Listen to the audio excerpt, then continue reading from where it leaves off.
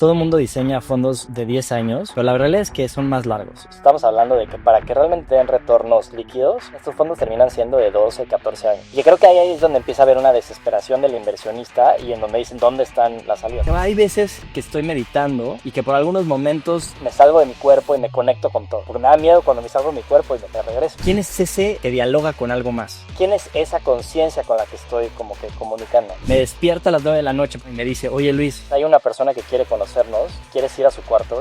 Y empieza a platicarme de su entendimiento de la realidad, donde empieza a mezclar mecánica cuántica, más espiritualidad, más mil madres, y claro, ya me hizo sentido. Creo que el emprendimiento es un acto de muchísima generosidad, que no nada más genera empleo, sino que nos empuja como sociedad hacia adelante. Y que crea historias que pueden ser muy transformadores. El tema es que VC en Latinoamérica es muy diferente por el tema de la liquidez comparado con Estados Unidos. No puedes pretender que vas a invertir en una empresa y va a ser IPO en 10 años. Y si ese es tu modelo, probablemente te va a ir muy mal. Profundizando en AI, ¿cuál es tu perspectiva? En la TAM, el play más va a ser no necesariamente el que haga mejor AI, sino el que sepa mejor distribuirla y el que genere una mejor marca. Este episodio es presentado por Wealth Mastery, el programa inmersivo donde descubrirás los secretos de las personas más ricas del mundo y comprenderás el juego de la riqueza. Bienvenido a la Revolución de la Riqueza, el podcast que convierte las ideas en libertad financiera. Si buscas herramientas para transformar tu vida y alcanzar la riqueza 360, este es tu espacio. Suscríbete, activa la campana y no te pierdas los próximos episodios. Mi querido Luis, bienvenido por segunda ocasión a la Revolución de la Riqueza. ¿Cómo estás? Muy bien, flaco, muy contento de estar aquí contigo. Qué bueno, y esta vez vamos a hablar de muchos temas. Escribiste un libro y eso, en fin, tiene una historia en sí que ya entraremos a ella. Y también vamos a hablar de Venture Capital, en México, en Latinoamérica. Desde Bridge han estado haciendo cosas bien interesantes. Ya te metiste full a Bridge, ¿no? Cuando estábamos hablando todavía seguías aquí y allá en Cultura y en Bridge. Ya estás full en Bridge, vienen cosas bien interesantes y yo creo que la industria de Venture Capital en México de manera general, América Latina, va a ser una de las que más va a dar que hablar en los próximos años. Pero bueno, empecemos por el principio. Un libro, Luis, platícanos, y aparte sale de un viaje en la India. Danos un poquito de contexto. A ver, digamos que yo siempre en el pasado he definido como mi personalidad por medio de mi chamba, ¿no? O sea, siempre que me preguntabas cuando, no sé, era director general de Cultura Colectiva y fundé la empresa, mi identidad estaba súper relacionada con la de mi empresa. Y entonces, pues, no, en el momento que no le fue tan bien a Cultura Colectiva, cuando le iba bien, increíble, porque yo sentía que era lo máximo, pero cuando le iba bien era como si parte de mí perdiera algo, ¿no? Y después después de un ciclo largo de estar en mi empresa por más de 12 años y que decido salir y empezarme a incorporar, ¿no?, a Bridge, al fondo de inversión de VC, como que empiezo a cuestionarme de, oye, ¿por qué estoy relacionando mi identidad con la del trabajo, ¿no? Digo, es muy natural, todos lo hacemos, y más en Occidente. Y entonces ahí, creo que guiado por ti, porque me acuerdo que tú hiciste un viaje a la India como unos 6 meses antes que yo, dije, ¿sabes qué? Antes de entrar a estar full time operando el fondo, voy a darme un espacio para reflexionar, ¿no? Quizás estas preguntas muy profundas de la vida y decidirme a la India durante 3 meses. Y no tenía la idea de hacer un libro. La verdad es que me fui a meditar, ¿no? A varios lados y a tener diferentes experiencias. Y después de tener varias experiencias fuertes, dije, oye, tengo que concretar todo este conocimiento en un lugar. Y como venía del mundo más VC, dije, voy a hacer un pitch, ¿no? Como si estuviera haciendo un pitch de espiritual. Y entonces hice mi deck espiritual y dije, ya, con esto ya estoy. Pero el deck empecé a tener 70 slides, 80 slides. Dije, no, este no es el formato. No hay manera de que alguien vaya a ver un deck o una presentación de 80 slides. Y entonces dije, ¿sabes qué? Lo voy a transformar y lo voy a llevar a un libro. Y estuve literal encerrado después de varias experiencias que tuve en Nueva Delhi durante 4 días en un hotel y me eché el 80% del libro. Ya después lo fui como que complementando y todo el proceso de crear un libro. Pero digamos de ahí viene, ¿no? Y ahí esa fue la razón o como las circunstancias de las que se dieron el libro. Pues excelente. Fíjate que dices cosas bien interesantes. Esta disociación de la identidad del trabajo que a mí mismo me pasó. A mí cuando me corrieron de Bitso, yo sentía que no valía nada. Yo siempre había asignado mucha de mi valía al trabajo. Qué interesante que de manera consciente hayas interrumpido ese proceso para poder recordar quién eres o visualizar quién quieres ser y empezar ese camino. Te felicito, mi querido Luis, porque siempre has sido una persona muy aventurera y muy exploradora. No me sorprende que hagas este tipo de locuras. Has hecho muchas más que han sido una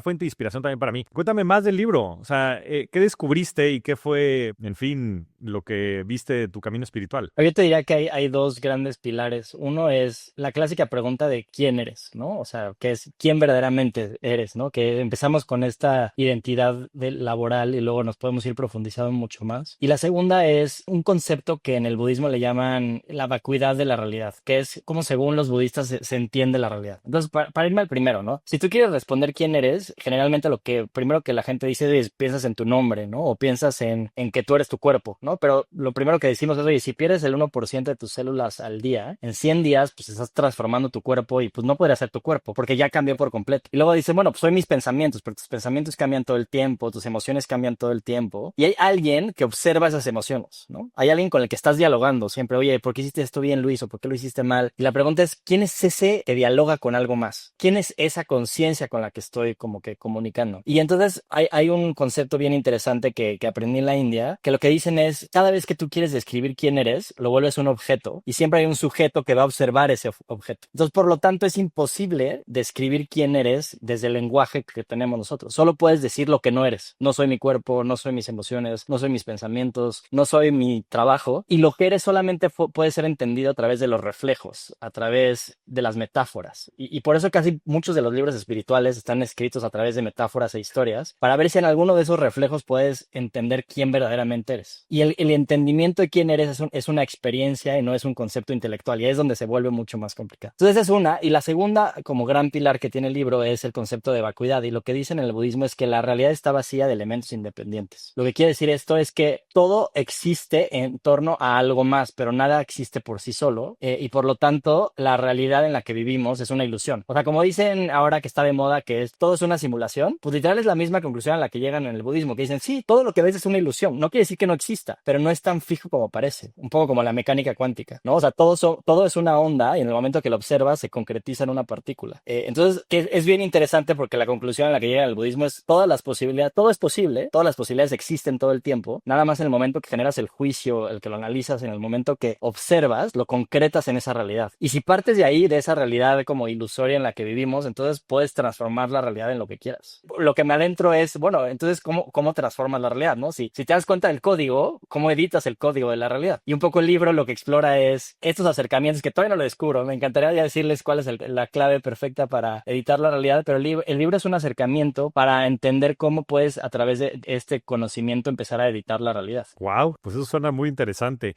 ¿Y esto lo descubriste en qué contexto, en qué experiencia? O sea, cuéntanos un poco más de lo que viviste en la India. Digamos que una de las cosas que yo hice es, generalmente toda mi vida la tengo súper organizada, ¿no? A cada segundo tengo un programa que cada hora que pongo en mi calendario lo va clasificando, y entonces tengo, ya sabes, como mi rueda de la vida con mis 8 grandes elementos que también aprendí de ti, y de esas 8 grandes áreas sé cuántas horas le dedico a cada una de esas partes de mi vida, y así todo lo tengo súper organizado. Cuando me fui a la India dije, ¿sabes qué? Voy a romper con eso y voy a agarrar un boleto de dos noches para quedarme en un hotel y no voy a tener idea de lo que me vaya pasando en el día a día, lo voy a ir viviendo. Y entonces una cosa me llevó a llegar al lugar donde Buda meditó abajo de un árbol, y estuve varios días ahí, y luego fui a Varanasi porque estaba muy cerca y me recomendaron ir a este lugar donde creman a los muertos y se van en la India. Y después alguien me comentó de un lugar que se llama Dharamshala, que es donde puedes ir a un retiro con maestros budistas, donde vive el Dalai Lama. Y me metí a un curso ahí, y en este curso me tocó un cuate de la India antes de entrar al curso, porque era un curso de silencio con el que hice muy buena sinergia, y me meto al curso, entregamos todas las compus y todos los celulares y todo, porque no puedes hacer nada en este retiro de silencio. Llevo 2 días en el retiro con el traductor de la Dalai Lama, aprendiendo muchas cosas de budismo, y de repente un día en la noche este cuate con el que al principio estaba conviviendo antes de entrar al retiro, que me tocó en el mismo cuarto, me despierta a las 9 de la noche porque nos dormíamos muy temprano, y me dice, oye Luis, rompe el voto de silencio. Me dice, oye Luis, hay una persona que quiere conocernos, ¿quieres ir a su cuarto? Y yo,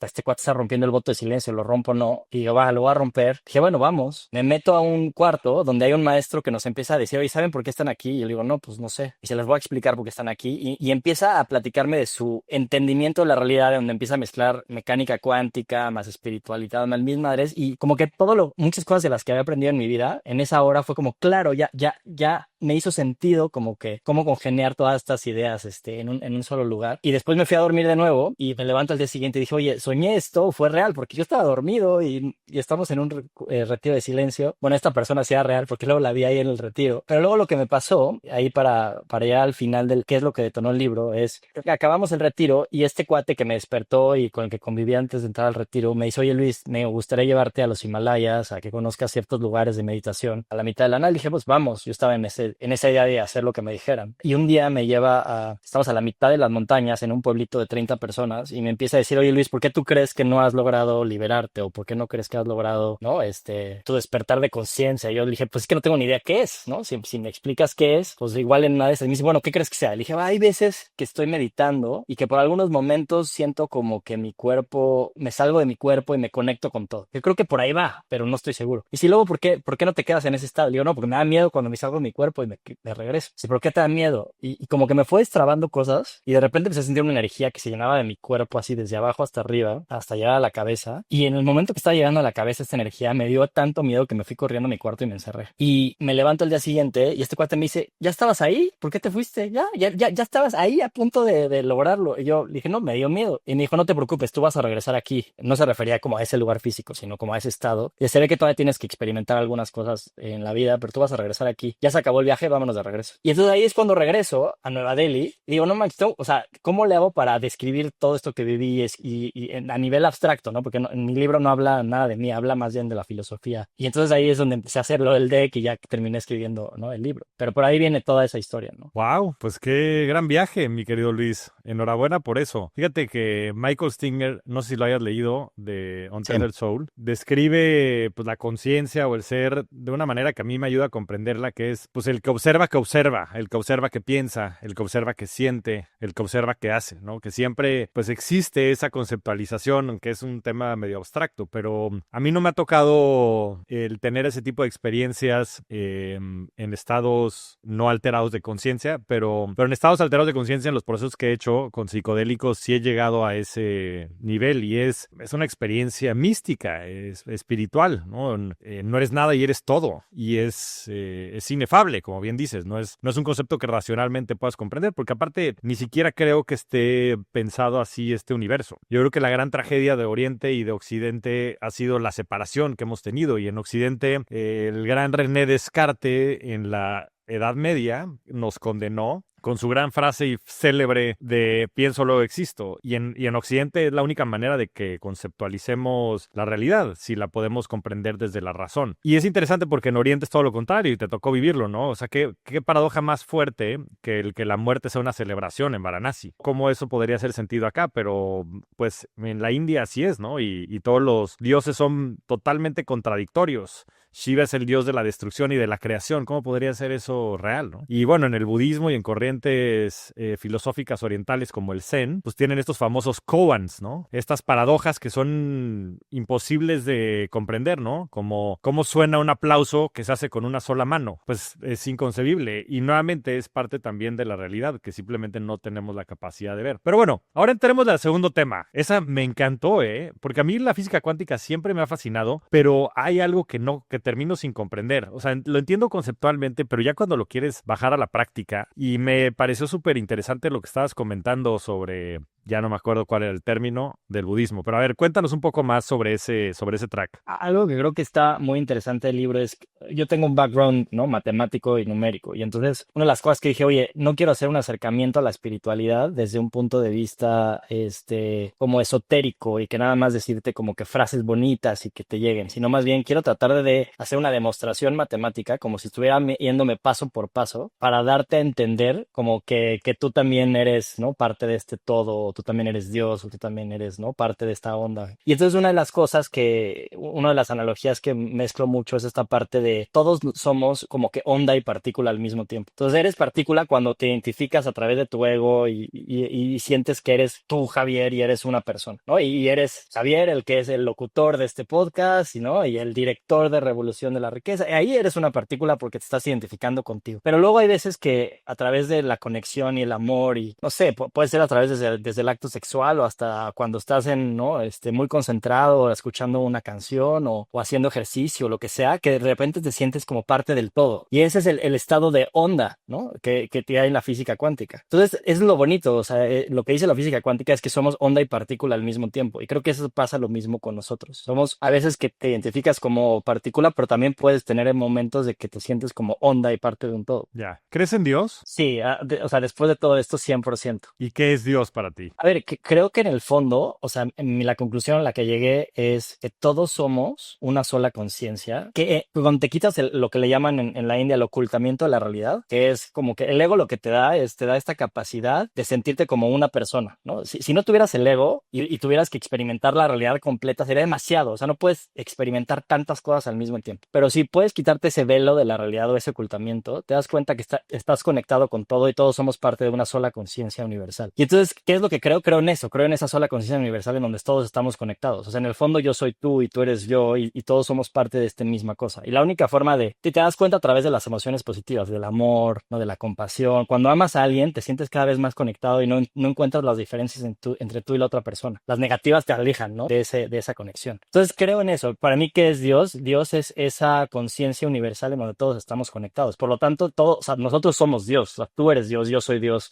porque somos esos creadores de esta realidad. ¿Por qué la gente debería leer este libro, Luis? ¿Qué se pueden llevar si lo leen? A ver, creo que para mí es tres cosas. Uno es quizás un entendimiento de una nueva realidad. Como digo, en una de esas, alguno de las frases o cosas que salen en el libro te pueden dar un reflejo para entender quién verdaderamente eres. Y ese reflejo, a mí lo que me ha hecho es que he entrado en un lugar en el que cada vez me siento como más con una paz interior cada vez más, que va creciendo con el tiempo. No te puedo decir ya siento una paz todo el tiempo. Obviamente de repente me enojo y a veces estoy feliz y a veces voy cambiando por diferentes lados, pero sé que hay una parte interna mía, una paz que con el tiempo va creciendo, que cada vez me hace sentir mucho más tranquilo y relajado. Y que creo que eso se transmite y se puede como que conectar en el libro. Y finalmente es como que hay cosas muy prácticas de ciertas meditaciones o ciertas cosas que puedes hacer como para quedarte en ese estado de paz de una manera más constante. Entonces es acercamiento a una nueva realidad, ¿no? Crecer una paz interior y que generar prácticas para fortalecer eso. Excelente. ¿Y dónde lo pueden conseguir? ¿Y cómo se llama el libro? ¿Dónde lo pueden conseguir? El libro se llama La serpiente está vacía. Está en Amazon, en Sanborns, en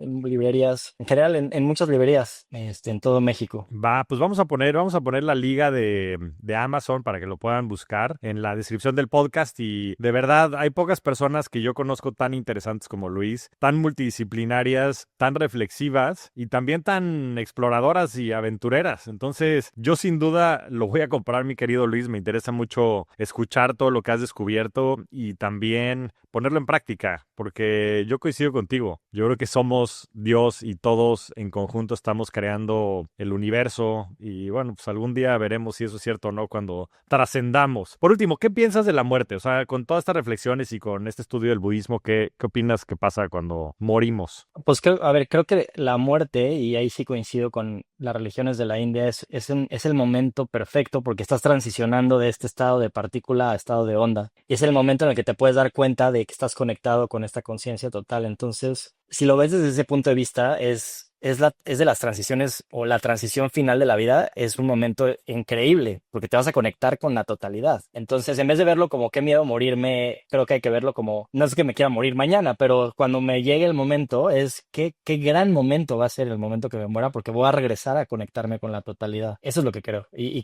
entonces, desde ese punto de vista, creo que también hasta estás más en paz en el día a día porque yo estoy como cada vez más tranquilo con morirme en cualquier momento. Eso me gusta creerlo. Entonces me voy a empezar a ir por allá. Quiero recordarte que este episodio es presentado por Wealth Mastery, el evento diseñado para potenciar tu vida financiera y personal. Durante 3 días aprenderás sobre inversiones, salud mental y bienestar físico. No pierdas la oportunidad de vivir esta experiencia. Visita el link que dejamos en la descripción. Oye, les vamos a cambiar la página y vamos a hablar ahora de Venture Capital porque eres una persona con ese nivel de amplitud y de conocimiento como para no nada más comprender el estado humano, sino también, que bueno, también tiene mucho que ver, el mundo de las inversiones. Platícanos, ¿qué ha pasado con Bridge? Ha pasado muchas cosas, en fin, tienen fondos mucho más grandes, tienen empresas, tienen nuevos vehículos. Ponnos un poco al tanto de lo que ha pasado con Bridge estos últimos años. Bridge empezó en el 2021 con un sindicato de inversión en donde pues tú conoces a muchas de las personas, ¿no? Está Daniel Fogel de Bitso, está Fede Ronero de Kavak, está Javi Mata de Yalo, creo que muchos de los que has entrevistado en este podcast, todos somos socios de este fondo y empezamos a invertir nuestro propio dinero poquitas, o sea, inversiones pequeñas en empresas como Aplazo, que ahorita ya es una de las como que prometen ser los nuevos unicorns en México. Y después, en el de 2022, levantamos un fondo de $15 millones.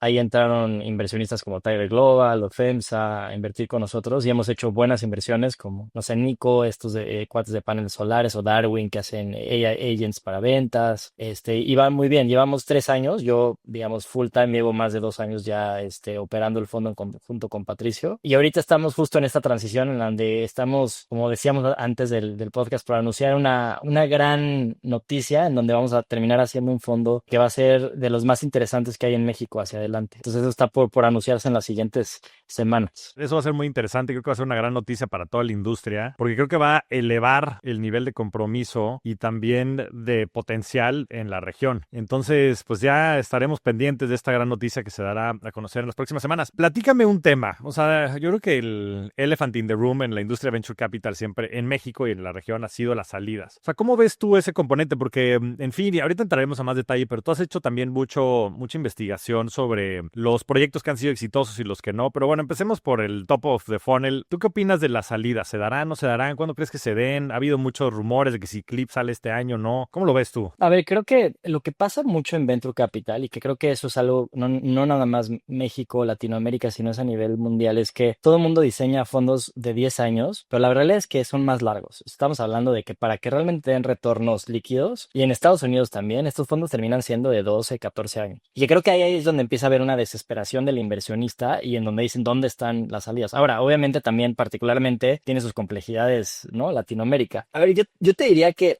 hay casos de los primeros fondos que hay en México, y te diría dos puntualmente, ¿no? AllVP, que ahora es High Ventures, en donde con la salida de Corner Shop ellos ya regresaron 4 veces el dinero a sus inversionistas y otras salidas que tuvieron. Entonces, un gran caso de éxito. Y el otro es el de Nazca. Nazca entre Kavak, que ellos salieron en algún momento, entre Luna, que también fue una salida que tuvieron. Entre esos dos también están cercanos a los 4 veces de regresar el dinero, con retornos de aproximadamente 35-40% de retorno anual en dólares. Son retornos espectaculares, ¿no? Lo que han logrado estos dos fondos. Ahora, ¿qué pasa en la TAM? Esperar que todos estos hagan IPO está muy complicado, pero sí creo que hay posibilidad de sacar tu dinero en series B, series C, en donde algunos fondos internacionales vienen y tú, si entraste desde muy temprano, puedes sacar tu dinero. El caso de Luna a mí me parece un caso espectacular.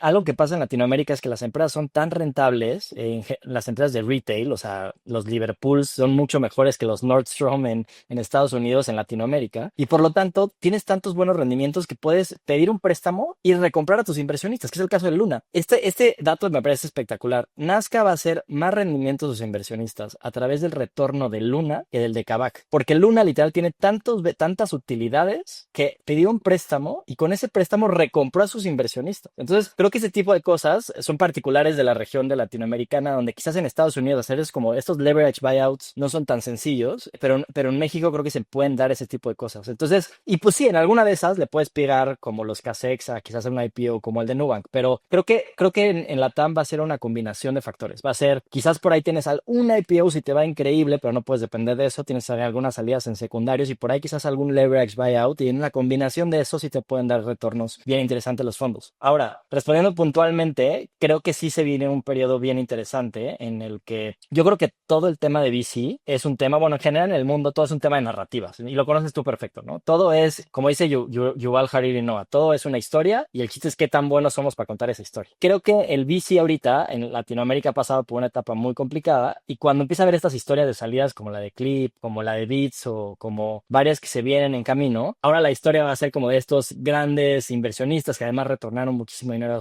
a los que les invirtieron, y entonces va a cambiar por completo esta historia. Y creo que no es ni tan bueno ni tan malo, pero creo que se viene una época interesante. Yo te diría que los siguientes 12 a 24 meses van a haber varias salidas muy buenas. Por ejemplo, una que sí tengo muy clara es la de Story, ¿no? Story tiene claro salir en 2016. 2026, perdón. Kavak tiene planeado para el 2027. O sea, hay varias que están en la línea. Dependen de muchos factores económicos, de que se abran las ventanas de salidas y diferentes cosas. Nunca puedes garantizar nada, pero creo que con que haya 2 o 3 de estas salidas va a cambiar muchísimo el panorama. Coincido.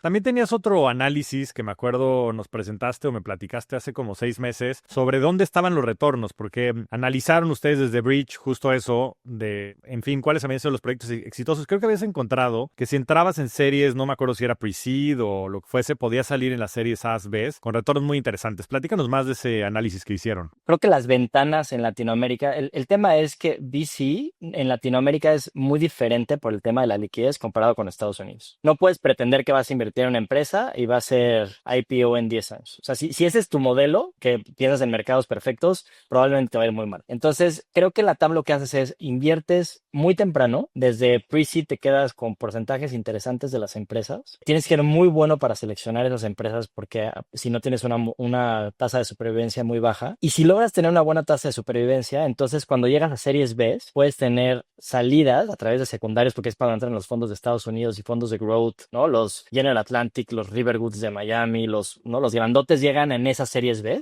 Y tú, si estás muy bien concentrado, puedes tener unas salidas interesantes de capital. Creo que esa es una ventana interesante que hay para salir en la región. Y después quizás hay otras ventanas, ¿no? Ya te tienes que quedar mucho más tiempo. Pero más o menos así es como lo hemos visto en Bridge, ¿no? Entrar temprano y salir en series B. Y en cuanto a las industrias, ¿qué tendencias has visto sobre en fin, las empresas, en qué industrias tienden a ser más competitivas en la TAM? ¿Cómo se ve esa distribución tal vez en los portafolios de Bridge? A ver, algo que es impresionante, pero si tú ves el tema del lending, o sea, tú ves los, no sé, qué son 30 unicorns que hay en la TAM, si hay 18 relacionados con lending, me parece poco. Y, por ejemplo, hay unos que ni pensarías, pero, por ejemplo, puedes pensar en Kavak como un marketplace de carros usados, pero la realidad es que no, o sea, gran parte del negocio ya es lending, ¿no? Financiamiento. Entonces, pensado desde ese punto de vista que el componente lending sea un factor importante, yo te diría que el 60-70% de los unicorns en la región están relacionados con lending. Ve Nubank, ve Confío. Sí, Nowports. O sea, es general, exacto. ¿Qué pasa por la misma situación que hay en Latinoamérica, esta falta de capital que hay para crecer negocios? Se dan esas oportunidades que solo en esta región, ¿no? Tanto está desarrollado en ese sentido. Por ahí nosotros tenemos un framework de que sí va a haber cosas interesantes de AI pasando en la región. Y te lo describo de la siguiente forma. Nosotros creemos que AI lo puedes dividir en como en 4 grandes buckets. El bucket de infraestructura, que casi es, ¿no? Los chips, la energía y todo eso, y la verdad es que la TAM creo que va a jugar un papel muy bajo. Quizás algunas empresas con suerte se ponen a producir chips en México o aparte de la cadena de suministro, quizás vamos a tener algo de energía para, ¿no?, proveer eso, quizás, pero lo veo muy poco. Luego una segunda layer es todos los LLMs y todos estos grandes modelos, ¿no? Eso creemos que la TAM no va a jugar ningún papel ahí, eso se da ¿no? Va a haber grandes players en Estados Unidos y quizás en China, y that's it, ¿no? Luego tienes un tercer bucket que le llamamos la clásica que te dicen abogados con AI, contabilidad con AI, lo que sea, y le ponen AI, ¿no?, al lado. Y creemos que cuando alguien te está vendiendo AI, es como cuando alguien te vendía internet en los 2000, ¿no? Que era como, te da risa, porque es, sí, como páginas en internet, esto es como de hace 20 años. Creemos que el 99% de esas empresas van a quebrar, pero luego hay un porcentaje bien interesante de emprendedores al que le llamamos el value layer, que no te dicen que están haciendo AI, lo que te dicen es, oye, yo hago la misma chamba por 2% del costo, 5 veces mejor de lo que lo hacía en otro sector. Y esos son los que creo que le hemos puesto atención, y creo que ahí sí hay un layer más de distribución, más de diferente en Latinoamérica, donde creo que va a haber buenas apuestas en AI. Entonces yo te diría lending, fintech, AI y por ahí algo de SaaS, aunque SaaS, por más que pase el tiempo, el B2B SaaS en la TAM sigue sin explotar. No sabes cuántas pláticas tenemos entre los fondos de inversión de, oye, ¿cuándo va a explotar esta empresa de B2B SaaS Enterprise en la región? Ojalá que ya pase, pero ha sido complicado. Aunque hay buenas cosas, ¿no? O sea, tienes casos, no sé, como Cometa, ¿no?, que hacen esta parte de SaaS para escuelas en México, pero al final, cuando le metieron la parte de lending es cuando han explotado. Entonces, es más un lending que el SaaS en sí. Entonces, por ahí se ven SaaS, AI y quizás lending y fintech. Y profundizando en AI, ¿cuál es tu perspectiva de lo que va a pasar con AI? Sobre todo, pues también comprendiendo un poco tu background desde cultura, ¿no? Y el tema de contenido. En fin, ¿tú qué crees cómo vaya a modelar el mundo la inteligencia artificial y qué tanto es un fad o qué tanto está undervalued? A ver, creo que, y lo hemos visto, ¿no? O sea, si me preguntas qué tanto valen las empresas, lo que dicen los inversionistas o lo que bueno, la bolsa ya cayó bastante, pero de lo que estaba la bolsa, yo sí creo que está overvalued en general, pero es como todo, es overvalued en el short run, pero es undervalued en el long term. Algo que es impresionante, si lo pensamos de la siguiente forma, se está comoditizando la inteligencia humana. Y es una locura, o sea, tú piensas que era de los assets más importantes, pero se está comoditizando. Entonces, hay un gran artículo que leí el otro día que hace un comparativo entre el agua y AI, la industria del agua en los 80s en Estados Unidos. Y lo que dicen es, ¿por qué se vende el agua? O sea, ¿por qué hay empresas que tienen buenos márgenes cuando el agua es un commodity? O sea, el agua es agua. ¿Por qué haces más? O sea, ¿cómo es posible que haya márgenes en esta industria? O porque alguien genere dinero. O sea, yo puedo agarrar agua de cualquier lado, ¿no? Y entonces, si lo piensas de la misma manera, o sea, la inteligencia se vuelve un commodity, ¿quién va a hacer dinero si está completamente comoditizado? Y entonces lo que ellos analizan es que quiénes son las marcas que al final del día, en los 80, se terminaron estableciendo y siendo las marcas más conocidas de agua. Fueron las que lograron dos cosas: marca y distribución. Entonces, ¿por qué te compras un agua Evian? Pues porque has visto miles de anuncios y te gusta el agua y ya sí, pero pues no porque sea diferente, ¿no? Y porque la encuentras en cualquier lado. Te bajas a la tienda del lado y está. Entonces, creo que en la TAM, el play más va a ser no necesariamente el que haga mejor AI, sino el que sepa mejor distribuirla y el que genere una mejor marca. Los que realmente se pueden establecer como el líder a nivel marca, como de los que están ayudando a las empresas a realmente meterse al mundo de AI y además puedan tener la capacidad de estar con todos los clientes o distribuir su producto lo más rápido posible, van a ser los ganadores. Entonces, no es un play tecnológico desde mi perspectiva, es un play de distribución y de marca. A ver, metámonos a un tema más contextual de la industria. Estábamos platicando antes de entrar sobre A16Z, ¿no? Para mí y para ti seguramente también, uno de los mejores fondos de inversión en Estados Unidos, muy interesante, con Mark Andreessen y Ben Horowitz, y que están haciendo las cosas de manera distinta. Yo por ahí escuchaba a Ben Horowitz un día diciendo que gran parte de la inspiración fue un libro que se llama I Am Michael Lovitz, que no sé si te lo hayas leído, o Who's Michael Lovitz se llama. Y en fin, Michael Lovitz era un productor de Hollywood, y me estabas ahorita contando que sí, que de hecho en los primeros años Andreessen Horowitz se consideraba una empresa de inversiones y de contenido y de media. Y en torno a eso, ¿cómo crees tú que se deberían de ver las empresas de venture capital hacia adelante? ¿Qué componentes deberían de hacer a las empresas valiosas en cuanto a venture capital en el mundo, específicamente en México? ¿Cómo visualizas Bridge hacia adelante? Un poco lo que platicábamos, creo que lo decía, no sé si A16Z o quién decía, pero, o sea, el mejor emprendedor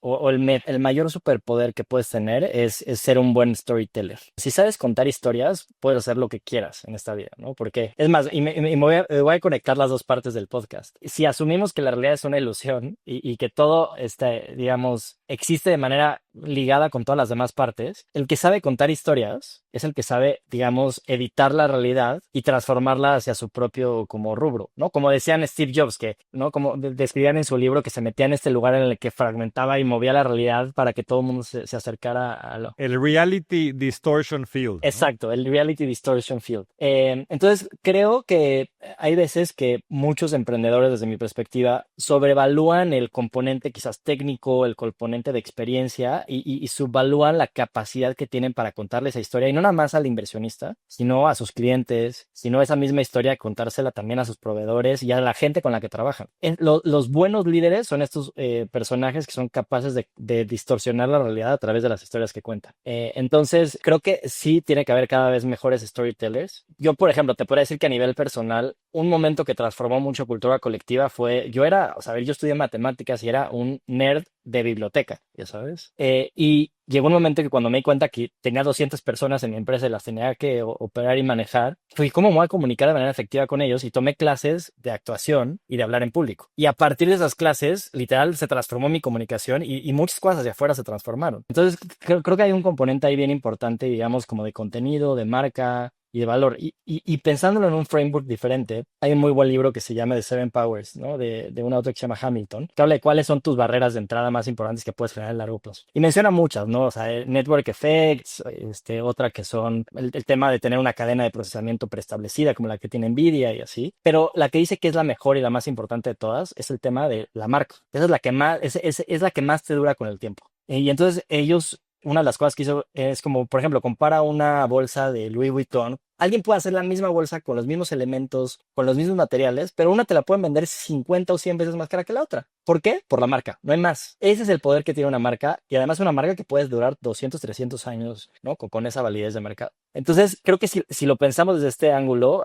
creo que a los emprendedores, sí creo que pensando en marca de largo plazo, en contar historias, se puede generar una generación mucho más interesante. Y pensando lo que me preguntabas al final en Bridge, creo mucho en eso. Creo que mucho de lo que nos va a tocar y lo que ya estaremos anunciando más hacia adelante es esta narrativa de por qué ahorita hace sentido generar un vehículo que se vuelva de los más importantes, ¿no? A nivel de inversión en Latinoamérica, y con esto, digamos, llevar al ecosistema en México a un siguiente nivel. Me hace mucho sentido y creo que me das algunos guiños interesantes. Yo también he entretenido mucho en mi cabeza esta conceptualización del reality distortion field, ¿no? Y cómo accedemos o no a él, porque hay una parte muy sencilla de comprender el storytelling y el impacto que tiene. Tú cuando eres bueno contando historias, generas empatía, generas conexiones, generas confianza, y de esa manera pues es relativamente más sencillo convencer a las personas que te ayuden a hacer lo que quieres hacer, ¿no? O sea, viéndolo desde un punto de vista muy pragmático. O de ilustrar, guiar, liderar, llámale como quieras, ¿no? Porque la influencia de un lado es influencia y del otro lado le dicen manipulación, pero bueno, es el mismo acto, es un acto simplemente de tener, pues sí, influencia sobre un ser humano para que tome decisiones sobre su vida y pueda conspirar, en el buen sentido de la palabra, a ayudarte a crear cualquier proyecto que quieras hacer